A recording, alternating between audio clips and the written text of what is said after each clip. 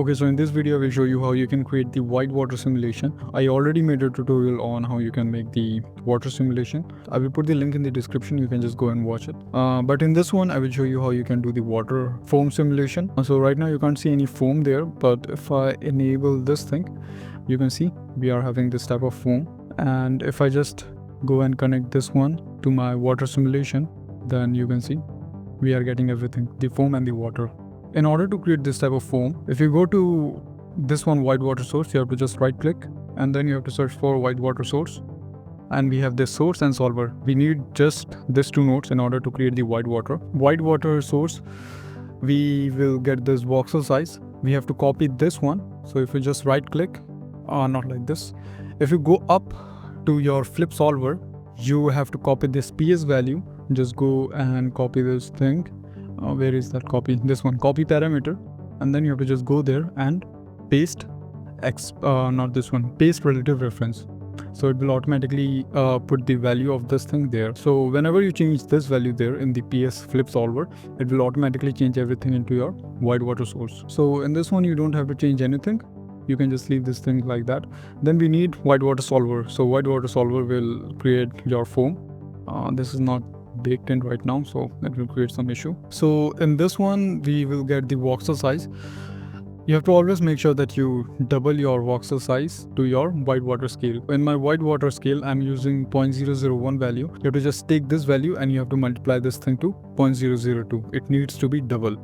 You can decrease this number in order to get more detailed foam, but if you have a very good PC, then you can increase it, but you can leave this thing like that. And then you don't have to change anything in the physical emission or anything like that.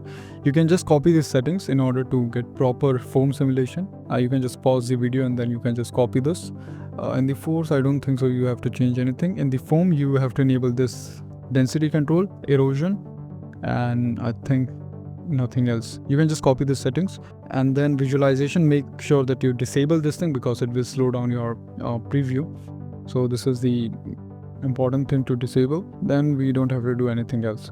Then you just need a file cache node. Right click and then we have to just write for file cache, this one, connect this one to this, and then you have to cache your files. And in the caching one, you can make this thing explicit. You can give a directory or you can just leave this thing to default, and you have to just give your frame range there and then you have to bake it. So when you bake this thing, you can see we are getting the white water simulation. And one of the most important thing is you have to connect this thing, white water solver, to your flip solvers like this. Just connect this too, and then you will get proper white water simulation. And in order to see your white water with your main fluid simulation, so this is my file cache of water simulation. You just need a merge node there like this. Just right click and write merge. You will get this merge node, and then you have to just copy this thing. Not copying, you have to just connect this, your file cache, to this one, and this file cache, your water simulation, to this one.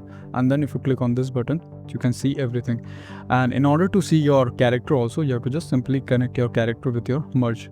So you can see everything in one place. And that's it for this tutorial. You just learned about the white water simulation and how to merge everything into one place. In the next one, we will convert this thing to a mesh so that we can render this. And I will try to combine the rendering part and the mesh conversion part into one video so that it's not gonna be like in multiple parts. So yeah, that's it for this tutorial. I think this will help you. Thank you for watching.